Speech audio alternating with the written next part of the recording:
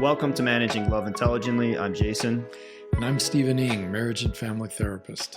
That's right. And how this works is I present a topic to Steve, which I planned ahead of time, but Steve has no idea about, and we talk about it for an hour or so. Today's topic is dating advice for men. And before we kick off the conversation, if you have a question for Steve, visit stephening.com and fill out the contact form. At the end of each episode, Steve will answer a listener question, so stay tuned for that. And if you enjoy the podcast and find the information helpful, please subscribe and share it with your friends and family. And if you really enjoy the podcast, please consider leaving a review. It really helps a lot. And I know everybody says that on podcasts, but why does it help? Algorithm. See, I don't think the listeners understand that. Yeah. That we're looking for engagement. Engagement. Feed the machine what it wants. If you like these ideas then, or you like the conversation, even if Stephen Ng is very, very wrong, do you like how I spoke about myself in the third person? It's helpful because more people will hear the content and maybe develop a more intelligent way of dealing with their sexuality and their love lives. Yeah. So, and you're getting it from two guys who aren't trying to force a dogma on you or any sort of beliefs. We're just like, oh, you say that, but subliminally we are, but it's for their own good. So yeah, let's talk about men and dating. And sure. You know what I'm talking about with that. I think we got to help some of these guys out there. So. Yeah, and I want to hear specifically what you have in mind, but I got to say at the onset, talking about dating marks us as hopelessly old dinosaurs, and you're included in that because the young people I talk to, they raise an eyebrow, they stare at me in group therapy, and they just dating. What is this dating of which you speak? You know, it's like not a thing in their brain. That's what they're saying. That's what young people are saying. They don't typically use that. We might go out, but we're not dating, or for them maybe dating is code for some other thing other than what you and I mean. Like dating might be, say, entry level commitment.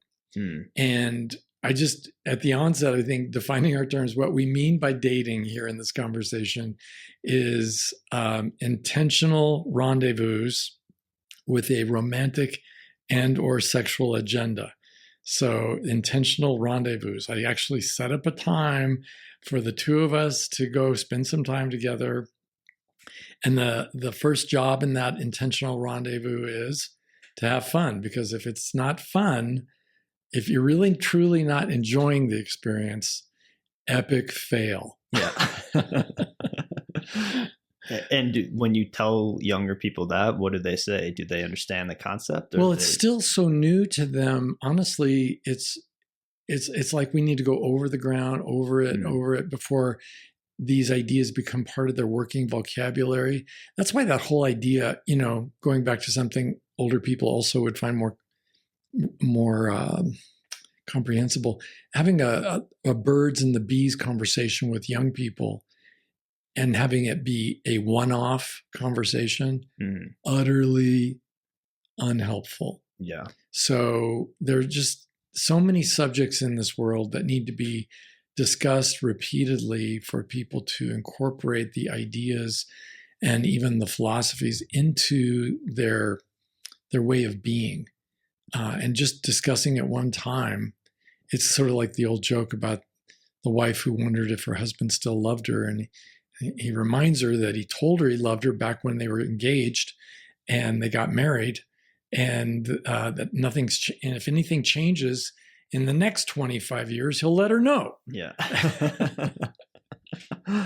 Well, I think what you said with incorporate in your way of being, I think that's like that's the important thing about it, because it's like we get so much information and sometimes you just get it and it flies away, kind of like the one-off conversation. But yeah, I think it is about dating and relationships and love and all that. It is incorporating these things into not only your mind, but into how you are from your whole being, essentially. Yeah, there's a big difference between having a vocabulary word in your cognitive vocabulary and having it in your working vocabulary when you're in a relationship difficulty, like just getting to know somebody and they say cross one of your boundaries without even knowing it was a boundary, and like say giving you what they thought was a harmless little put down. And for you, you don't like being verbally abused and you don't like being subject to put downs. And so you say something. Well, for the man or woman who doesn't have that as part of their working vocabulary, it's really challenging. And particularly back to dating, particularly in dating, we want to smile and kind of let it fall off our shoulders as no big deal, because let's face it, if we're dating, most of us, not all of us, but most of us have to admit we're pretty needy and we're really overly longing for this one-off date or this second or third date to really work out and become something that endures, instead of taking it really for what it is, an opportunity to have some fun and to really get to know somebody and to see if there's anything beyond that. Mm-hmm. And most people aren't doing that. No. So I guess the first thing, which I didn't even know about, is that how young are these people who are having this? Oh, it's the same age, that, I ask all of my young clients, is anything different with sex education? What was your sex education like in school? And it's always still the same. So whether they're 18, because I have very young adults in my program where I work with sex offenders in groups. And I also have older adults who are, say, 20, 25, 30, and they all report nothing's changed. And they all really are mystified by this 1950s concept of dating. Yeah. Well, I feel like sometimes kids, not to like throw them under the bus, but it's like they're like reinventing terms that they don't need reinvention. It's like dating is one thing. It's like it's just a word to describe, like you said, an intentional rendezvous. Call it whatever you want if that makes you feel better about yourself. It's like, but some language we just need to just keep because it's simple. Yeah. Again, I don't, I'm cool with every generation coming up with their own slang and their own in-group lingo, but I do think the concept has to be there. And so far, I haven't heard a better word for the concept. Yeah. So one thing that I'm hearing, so we'll just kind of go through this list as far as women that I've dated or know that are dating. Most of them are on dating apps. I mean, we talked about that whole thing, but for the men, one of the things, I'll just kind of go through this one by one, that women talk about is men who are lacking in communication skills. Yeah, that's kind of a universal complaint of us men, isn't it? I mean, even women who've been married for 20, 30 years. Yeah. He just can't share his feelings. He never talks to me, stuff like that. And there's a lot of truth to that. I mean, if one person is calling you a jerk, you can kind of slough it off. But if everybody is saying you're a jerk, well, there's probably some truth to that. Mm-hmm. And the same thing with this whole idea of communication. And I do think, again, there's a culture of men and a culture of women. And in the culture of women, caring for other human beings is such an integral part of it that they require language and vocabulary to get where they want to go. Whereas for men, it's mostly about heroic self-sacrifice, going back down into the coal mine or back over to the boring assembly line work at the factory and putting in another day for your family. And you come home, instead of like in the Middle Ages where you would come up the stairs to your home from the place where you make shoes or you do your carpenter thing downstairs, to now men typically, if they love their families, they have to leave their families. You have to go away, make some money doing something. And of course, it's going to be changing, I think, with, the internet and, remote work and that sort of thing. But it's still the case that I think mostly men have been acculturated to think they need to leave their families to go collect wealth and then come home and present this really warm, loving symbol called a paycheck, which nobody respects or really looks forward to. It doesn't feel like love, but it is necessary. And I think men do that out of love. So we don't really need a lot of discussion of our feelings to go get that money. In fact, we need to repress our feelings quite often because very few men feel like going to work every single day of their lives. Yeah. If we start exploring those feelings, oh my goodness, what horrible thing might happen. We might quit our job. We might decide to take a lower paying job that's more meaningful, like working for a school district or joining the Peace Corps, or, doing something like that. But it's, I think there's a lot of truth to that men and women don't typically share their feelings. But should men learn how to do this? It's like, is it something that we should learn how to do, like as a man, like to talk about your feelings, to get more in touch with how to communicate with somebody? Or because it's like some women, for instance, from my own experience, it's like some I love communicating with, and it's great and it's fun and it feels connected, and then other ones you just don't want to hear anything about it. I mean, it comes with the same thing with men too. Like some men you want to talk to, some you don't want to hear what they have to say. It's so like, you need to communicate, shut up and leave me alone, right? I feel bored whenever you open your mouth. Yeah. So yeah, I think the problem there is that so often, okay, this is going to sound like equivocating, because when you say, should men learn how to share their feelings? Well, it depends. What is your goal? If your goal is to have an intimate connection with another human being and to achieve happiness in your life, learning to identify feelings, talk about feelings, particularly when you're in a team effort like a marriage or boyfriend-girlfriend relationship, it's pretty mission critical to be able to identify your feelings, talk about them, and talk about what works for you, what doesn't work for you. But if you're at work with the guys and you're just trying to impress everyone with your efficiency and your excellence of your work ethic, they don't want to know about your feelings. With the guys? Yeah, they don't. Yeah, some do. Well, it really makes me feel appreciated when you stop and say, wow, good job. Okay, thank you. Yeah. I don't know. We don't talk like that. And I don't think it's helpful. Yeah. It's not efficient. You don't see World War II movies where the people in the submarine are saying, I just don't feel comfortable with that. It's not relevant to the mission at hand. Yeah. Load the torpedo bays. But with communication though, how do these men, so they have one way of talking with men, and then when they go home to their wife or their girlfriend or whoever, they then have to, I don't know. I just like, is that just going to be an age old, that's just never going to end? There's always going to be women and men arguing over. I hear the consternation in your voice, and it just sounds like it's annoying. I'm really going to have to keep doing that. Well, yeah, it's like picking out a screwdriver for the screws and a hammer for the nails. And it's always going to be that way. Okay. I think I got it. So it's like, okay, so some men will just say they meet someone online. They'll say, hey. So that in communication skills, that is an area they can improve upon.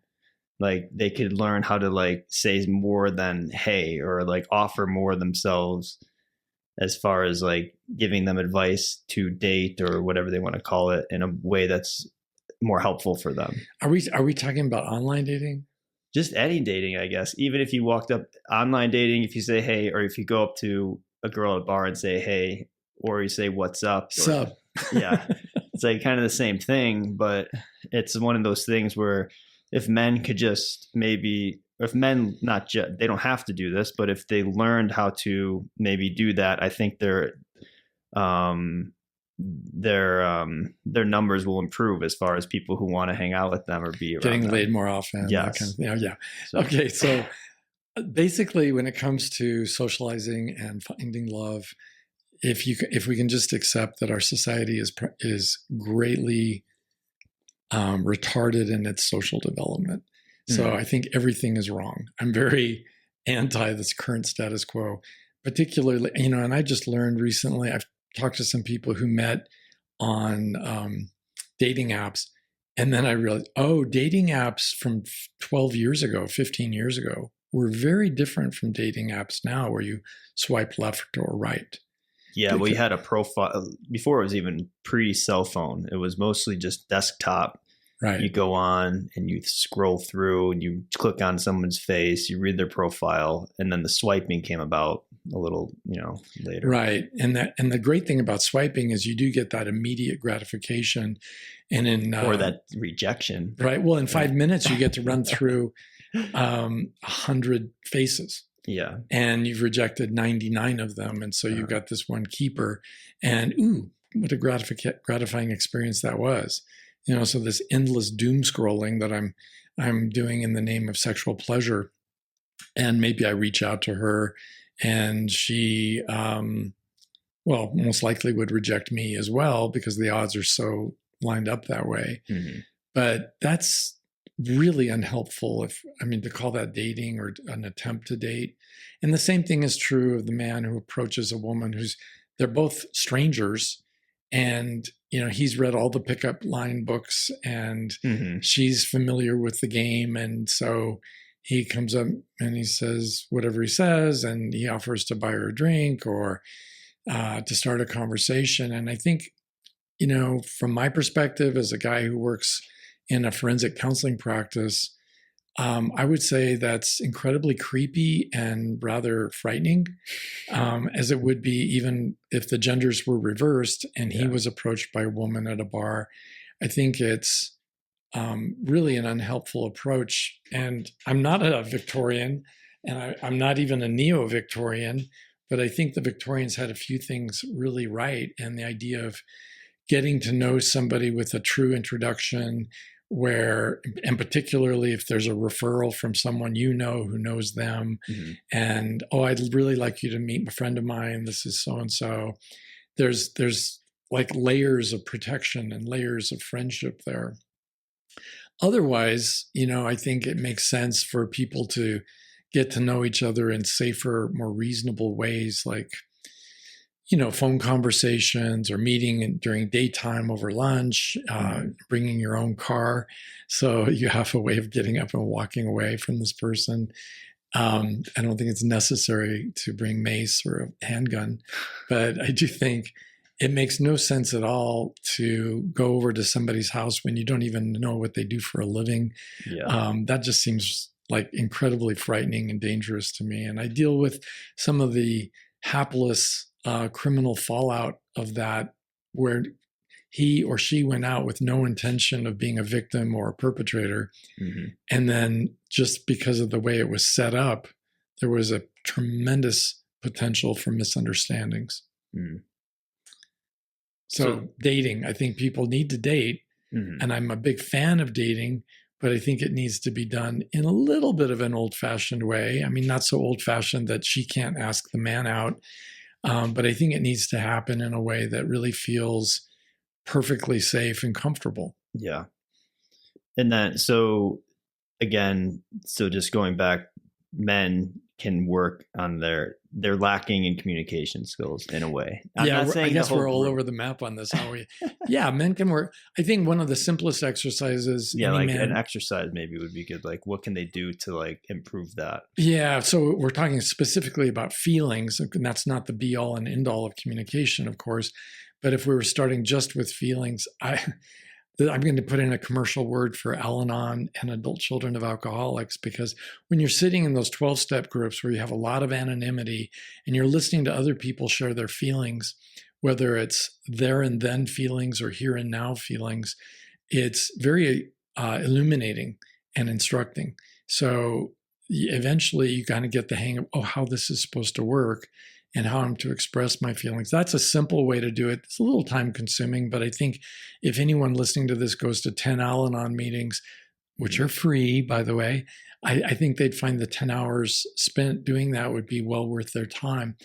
For those who really don't know what they're feeling, a simple exercise a lot of therapists use is to simply instruct the client to chart his feelings as if a nurse on a ward, and to open a notebook, write down today's date, and then put 3 columns, morning, noon, and night, and take your emotional pulse 3 times a day without trying to explain the feelings. Just, what are you feeling?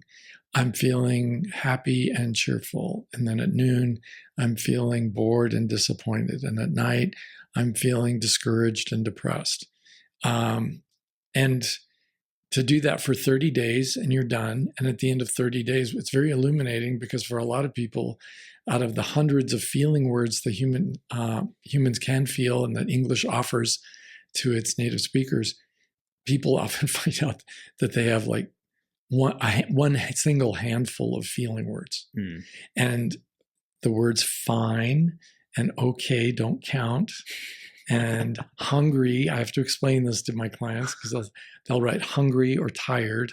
Those are body sensations. Those don't count. We're just talking about emotional feelings. So if you do that for 30 days, you can kind of desensitize yourself to your feelings. But then it doesn't mean you'll have the courage to share those feelings when appropriate. And again, a therapist would teach someone how to speak in I statements. I feel angry when you talk to me that way, instead of you made me angry. You make me so mad.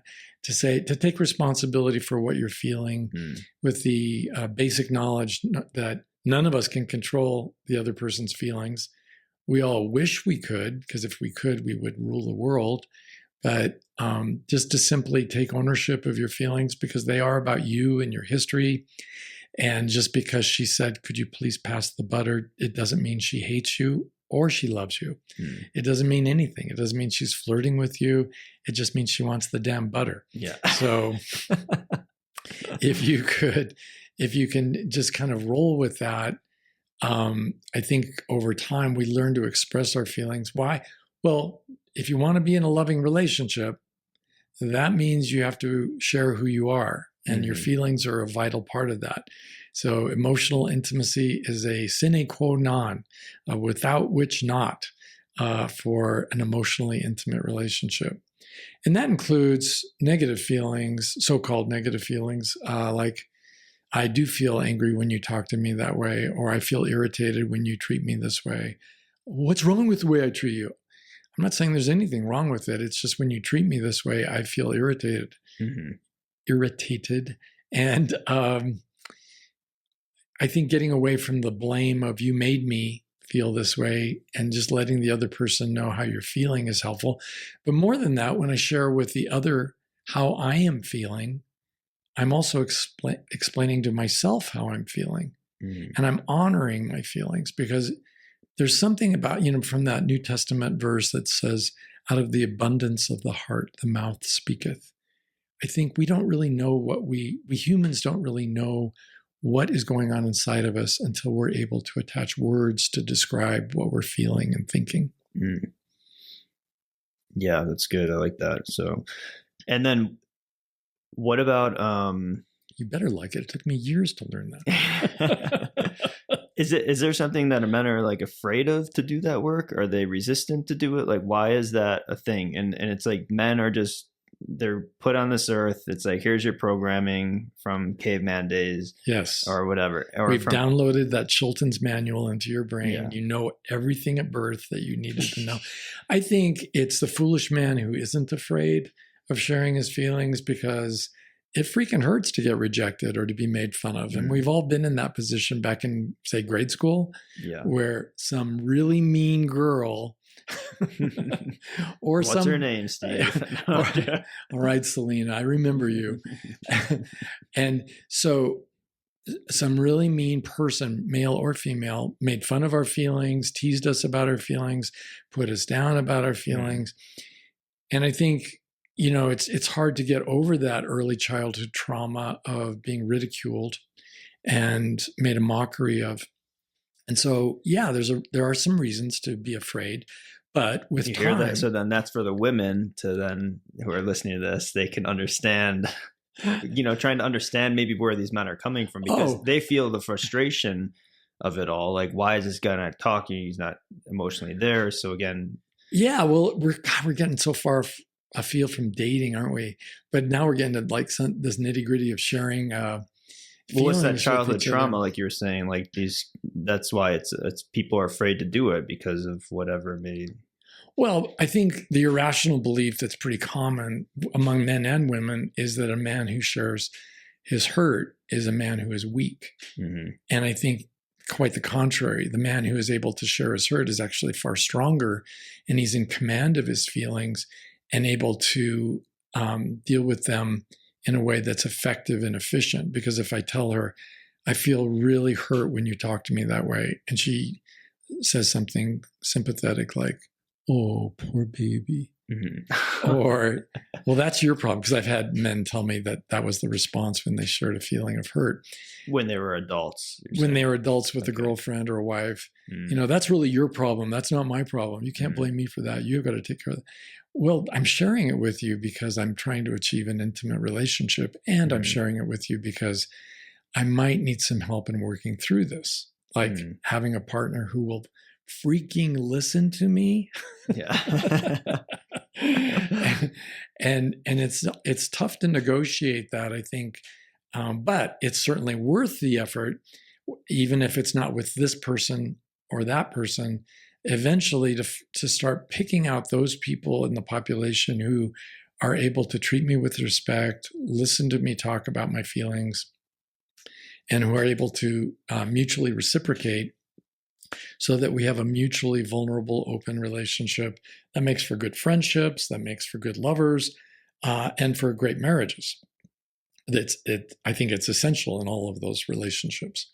Are there any men out there who are like, well, feelings are for pussies and you can say that on the podcast. Yeah, and I'm not going to do that. That's not how I was raised. Men are supposed to just do the job, collect the paycheck. It's like, are there men like that? And cowboy up, you idiot. Yeah, that kind of thing. And I've heard plenty of people say that as if it's some sort of a prophecy from the living God of the universe. But that's, if you think it through, it isn't really very helpful. None of us want to have our children grow up to be in miserable marriages where they can't talk about their feelings. They can't work through their feelings by identifying them and asking themselves, well, how many more years would I like to feel this way? No, we want our kids to know what they're feeling when they grow up. And that starts with knowing their feelings when they're young. Have you ever had a situation though where that's the guy and then the woman's like, yeah, I'm happy with it. Or is the woman always suffering in some way? No, it's mutual. I mean, they're both suffering. It's part of that human condition. I'm not saying that every marriage they're both suffering, but I do think men and women are equally capable of feeling hurt and being equally capable of being miserable, and sometimes of being equally capable of being obtuse, where they think everything's great and the other person is quietly dying, on the inside while they're smiling on the outside. But then when looking back, I feel like they do always, I don't know. I feel like, I don't know. I've never had, I'd have to talk to someone. I'd really be like shocked to be like, wow, that person really, like if I feel really good and then the other person feels bad, like, and to be completely blind to that, I've never had that in my life. I think we talked to that before. I think that you had like a friendship that was kind of like that, where you didn't suspect anything, and then all of a sudden it just completely ended. Well, it's, you don't know until you do know. You're assuming that this person, oh, we're doing things together, we're hanging out together, and with a girlfriend, we're even having sex together, and so obviously it's okay. But sometimes I feel like you can know, like there's something here, or I don't know. For me, I know with all my relationships that it's crashed and burned horribly, I know, like looking back, I'm like, yeah, there was stuff there that I completely ignored because I wanted to maintain it. I've never had it where it was the complete blind side, where I'm saying, where it seems everything's good and then the other person's like completely miserable. I think most of us are like you in that even if we were blindsided at first, upon reflection, we realize, yeah, I should have seen that, or I should have acknowledged that, or I definitely ignored the other person when they said whatever it was they said.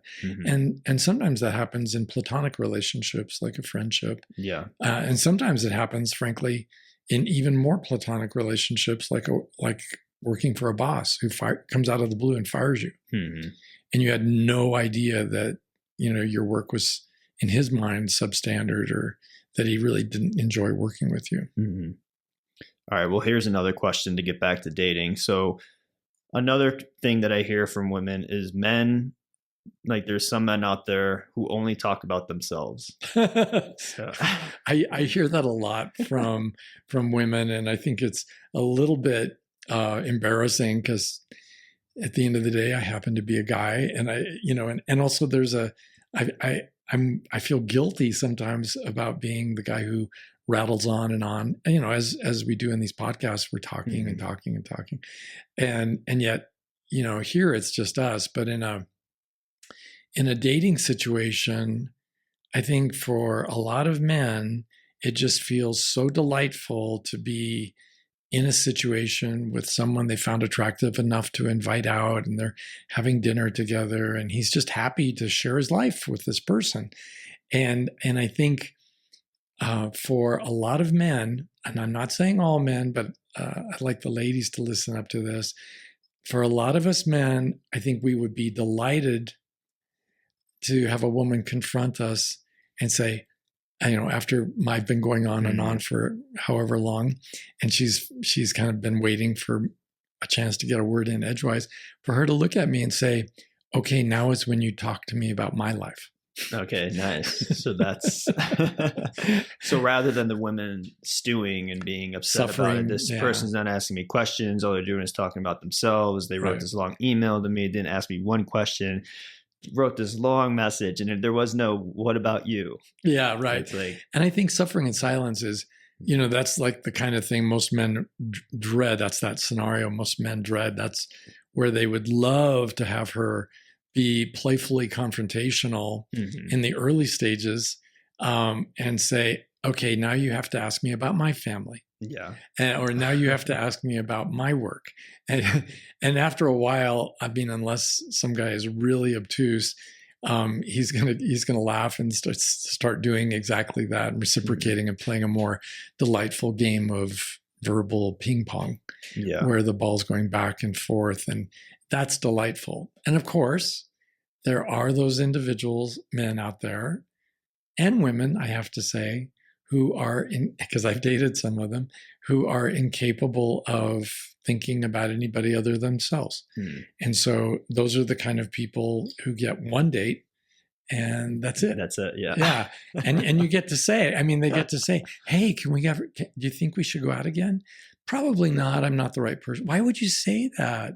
Well, I like to date people who like to show some kind of interest in me too. And I think it takes guts to say these courageous kinds of things, right? That would definitely help the guy too. If he had that and the woman said that, she's like, I like to date someone who asks me questions too. Right. Or unless it was somebody with a very severe case of, say, narcissistic personality disorder. Yeah. But you don't want to be with those people anyway, whether it's a male or a female narcissist. You just don't want to be with them. Yeah. And they'll get mad and they'll call you a bitch, whether you're male or female. They'll just say something horrible, and that's okay. Yeah, it's really okay, because if you can remember, everything other people say about you is really about them. It's not about you. Yeah. So, but dating is supposed to be fun. It's not supposed to be the experience where you run away like you're escaping a burning building. And some dates are like that. And to turn it around to where it is fun, I think requires a certain level of courage, the courage to say the thing that you're so scared of saying out loud. Yeah. But to have fun with it, and just, it's not like a freaking therapy session, or you're doing some kind of intervention on a family member who's, drinking themselves to death. You just get to playfully say something about, hey, you know what? If we keep doing this is absolutely not going to work for me. Yeah. And to say it with a smile, or I think I know just the right girl for you. She died 5 years ago. She'll be perfect, because she never will interrupt you ever again. Yeah.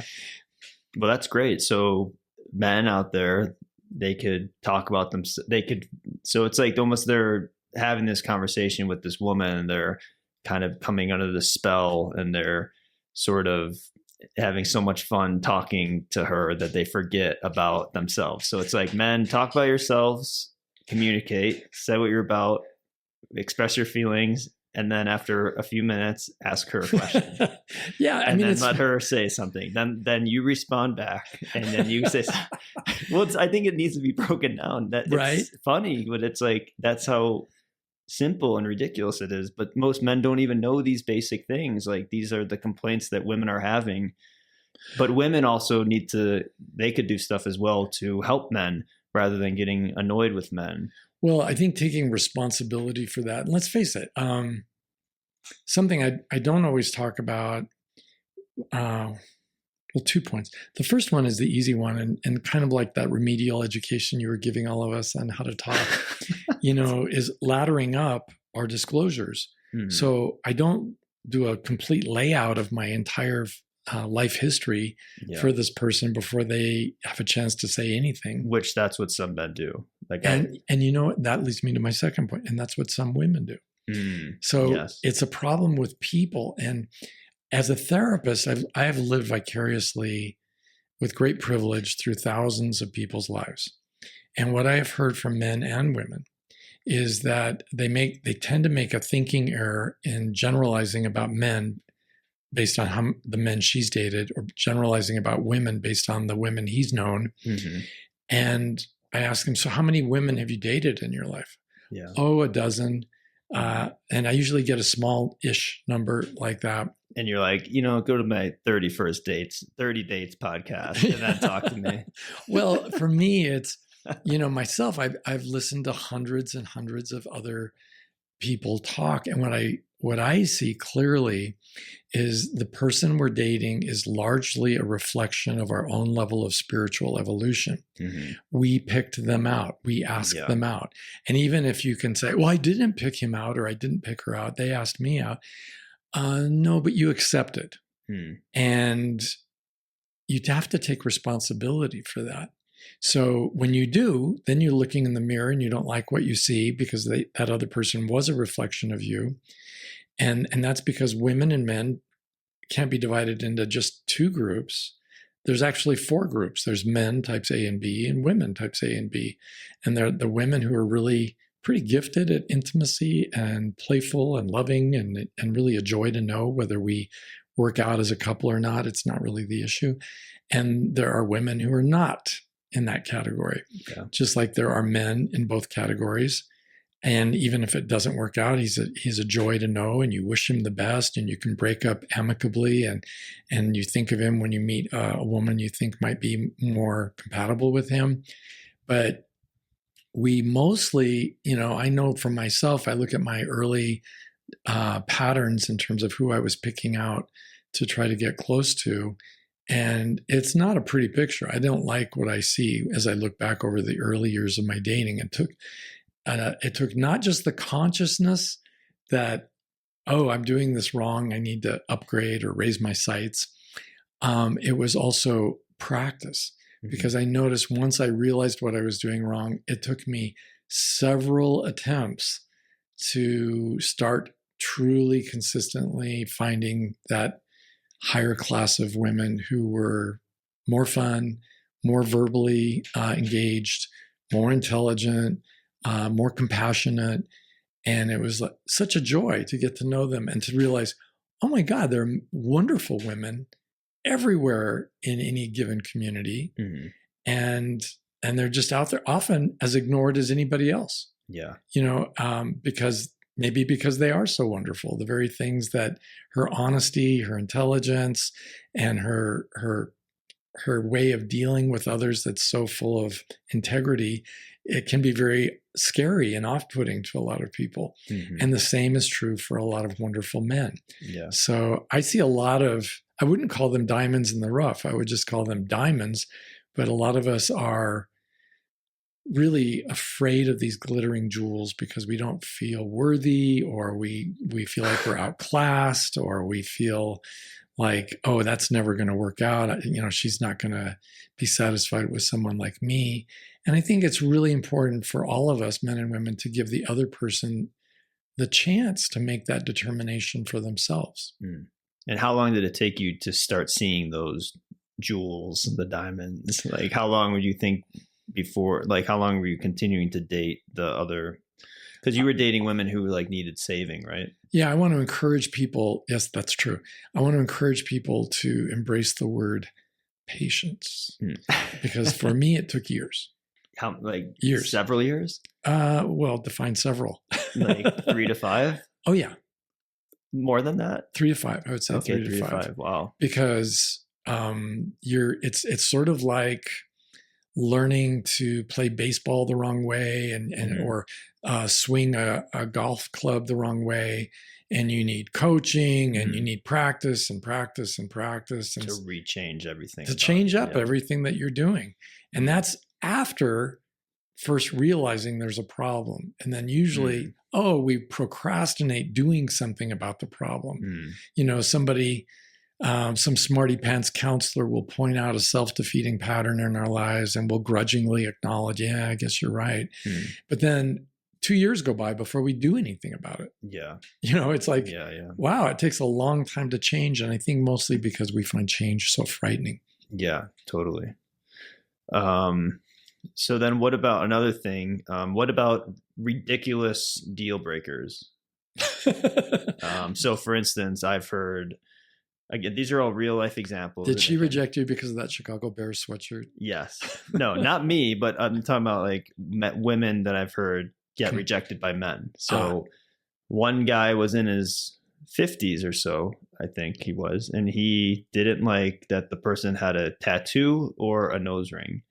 And to me, that seems pretty, and he had a lot of issues. I mean, this guy had, this guy's like, you know, he had some serious stuff like on his end, like that should have been a deal, could be big deal breakers, but he had these like two little things, and it wasn't like she had tattoos up and down her arms. It's like a tattoo on your foot, that nobody like really sees. And it's like, that was a deal breaker. So it's like, deal breakers are a thing we talk about, but also like some of them, it's like, what are you guys doing with these deal breakers? Yeah, I had one of those early on before I met my wife. And for years I thought, because I was lonely in my former marriage and I really wanted to have more fun with my partner. And one of the things I liked to do back in those days was hiking and backpacking and the whole outdoorsy thing. And I really wanted to have a partner who would have that, or at least be open to doing that in their lives.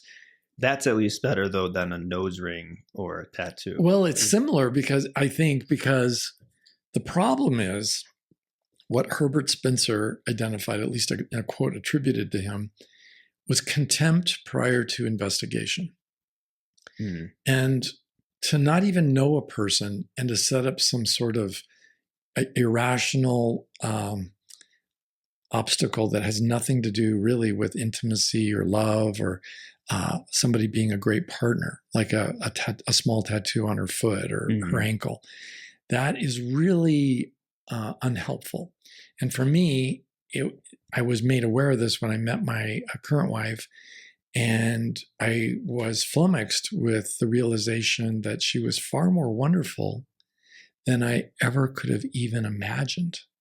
So that's what I mean by contempt prior to investigation. It requires the remedy to that requires a certain openness and humility and a sense of equanimity. I'm just going to take these things for checking. I'm just going to get to know this person and see how it feels over time. When you first heard that, though, that your current wife wasn't into backpacking, were you kind of like, well, you know, this is Well, she said it in the most charming way. She said something like, I brought up the subject and she said, I don't really think that's me, but, you know, I'd be glad to be waiting for you at home with a hot bubble bath and a glass of champagne for you at the door when you get home. So then that made you be like, okay, that sounds good. Yeah, because at the end of the day, the backpacking was only a placeholder for my idea of connected intimacy and fun. Okay.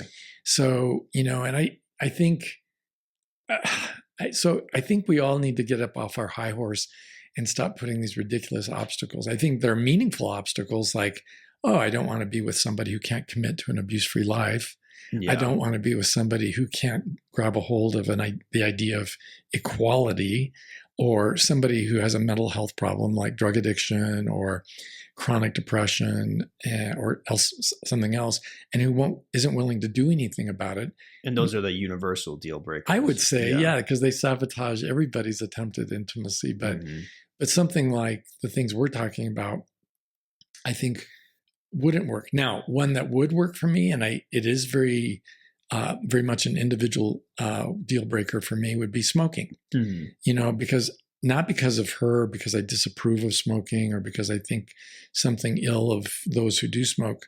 I really don't think there's a moral issue there for me. I think for me, I just know my own weaknesses, and I know that I could never be comfortable in a home or in a relationship with somebody who had a habit of smoking.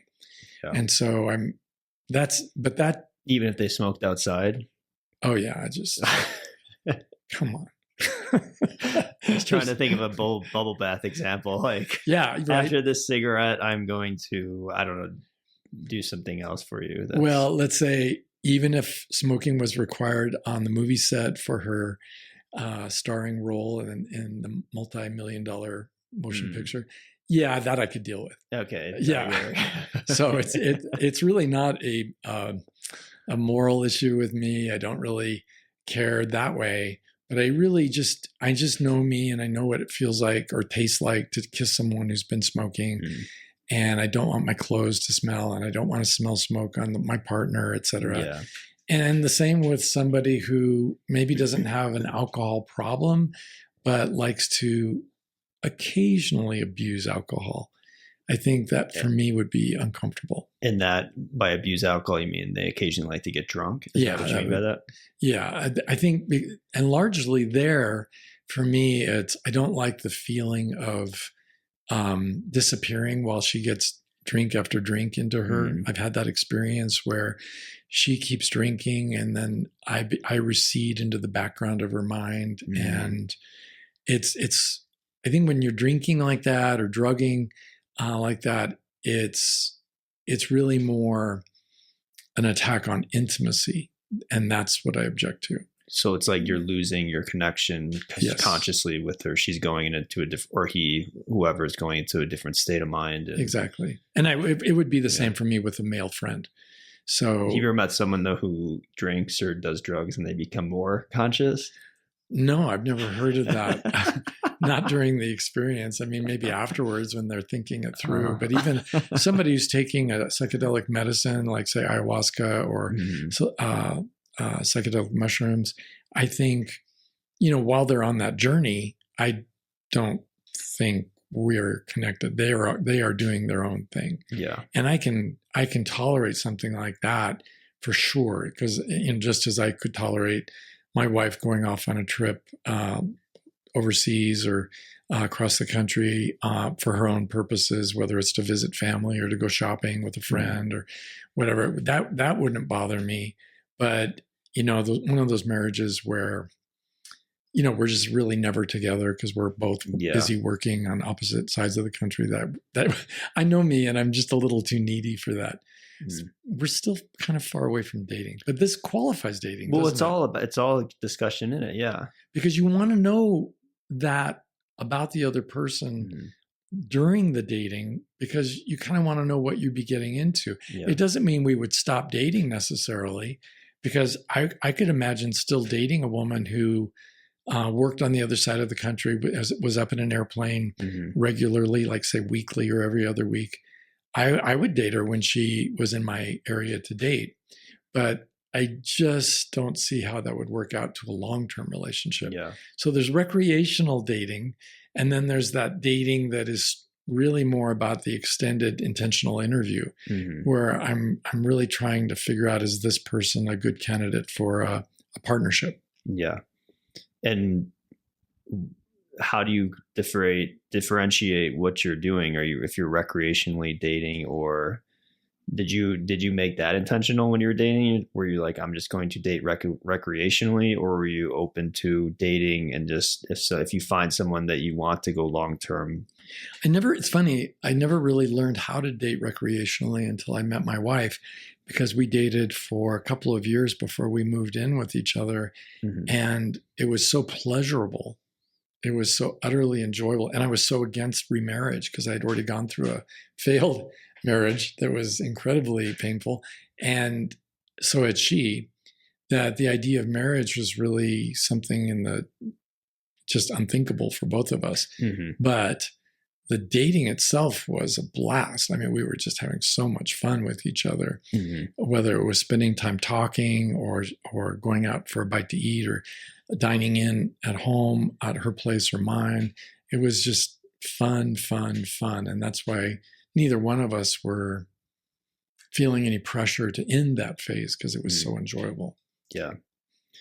Okay, so then to wrap up with this question, so I guess to bring all this home, like what are some of the top tips you can tell guys to improve their chances of love or dating, or like how could, like we talked about some of it, like what do you think are some of the just essential things guys could do to help them as they navigate these waters? Yeah, I think there a lot of what I'm going to say is counterintuitive because it isn't. It's adjacent to dating, but it's not dating. I think the first step for any man is a lot of dating books or books on how to get girls or how to seduce women. Those are all complete nonsense, rubbish. And they almost all say, you've got to be confident. You have to project confidence, as if we can all somehow appropriate confidence from the ether around us. And that's just silly. But I think more achievable goal would be to promote the idea that I need to learn how to get comfortable with myself, comfortable with who I am. Because if I can't accept myself for who I am, how could I reasonably expect anybody else? So for me, for example, I've had to just own it that I'm a nerd. I'm a bookworm. I like classical music. I like opera. I like lots of things other men don't like. Other boring. Women. Not. Yeah, right. Exactly. And it's true what you're saying. It is very boring to all the people who aren't right for me. But for women who would want to, but for women who like those things, including gardening and bird watching, it's, if you like those things or you like men who are into those things, it's I become endlessly fascinating. Okay. And so for, I think, men and women to just take a breath, relax a little bit and kind of start dating yourself, figuring out what it is you like, who are you, what you want. Now you can do that with other people, your friends, and you can do that with the occasional date. But the focus would be really on just getting comfortable with yourself. So let's talk about sex for a minute. If he or she is not comfortable having sex on the first or date or the first 100 days of dating or ever before marriage, I think that to just be okay with that, to be able to relax with that and not get defensive in whatever your standards are, whatever it is you want to do. That's really your life. You have the right to be comfortable with who you are. And then moving on from there, again, not directly connected to dating, but it is dating adjacent. I think men need to develop really wonderful male friendships. Women need to develop wonderful female friendships, and then start going out with your friends. Yeah. And there's nothing more attractive to me than a table full of good-looking women who are having a great time with each other, and or women who are deep in conversation with each other, having a wonderful evening, and who are really comfortable with themselves. And to meet women like that is really intriguing. And I think the same is true for women when they see a group of 3 or 4 guys who are just having a great time, laughing it up, eating dinner together, doing all the things that you would do in dating, except with the romantic sexual agenda. And it's like, I want to be in that group. Yeah. I want to enjoy the company of those people. So I think those are all really within our control. Whereas finding love and finding someone who could actually love us as we are, that's a little more challenging, but it's made much more possible if you do those 2 things: become comfortable with yourself, date yourself, and become really comfortable with your circle of friends. Cool. Nice. Great. Well, that's a great way to end. And to wrap up, we have a listener question. And if you have a question for Steve, visit steveanding.com and fill out the contact form. And this week's question is, hi, Steve. This is a follow-up question to your podcast episode, why Steve dislikes online dating. Okay, so that's relevant, right? Yes. I was surprised you didn't touch on lonely guys being susceptible to sting operations by law enforcement on dating apps. Could you speak on that? A public service announcement about this is really needed. Signed, Devastated Mom. Well, first of all, my deepest heartfelt sympathies to her and to her son. Right now, across the country, there are federally funded sting operations designed, ostensibly designed to reduce underage sex trafficking. They are not always prosecuted at the federal level because a lot of federal judges consider them manufactured crimes, as do I. And they're sting operations, so no real underage people are protected or rescued in these sting operations. It's and quite often it's adult men going to adult websites that say you must be 18 or over to be on this website. Click here to indicate that you're over 18 or to attest that you're over 18. And I've talked to a number of men who've used those same websites to obtain consensually adult companionship, whether with sex or without sex. And they've been doing so for years. And then all of a sudden they're meeting somebody who says she's 20 or 18 or 19. And then they get into a flirtation. And then they make plans to get together, and she'll say something about being underage. And for anybody who's familiar with the internet, those kinds of games are very routinely played where people will do age-related cosplay. For example, of a 40-year-old woman will talk about, well, she's still, a teenager, or she's still a cheerleader in high school, and maybe she's even going to wear her high school cheerleading outfit when you get over there. Mm-hmm. And that's all fun and games unless it isn't. Because again, it's not safe. It's just not safe to be dating like that, to be going over to someone's house with a sexual agenda of a person you've never met.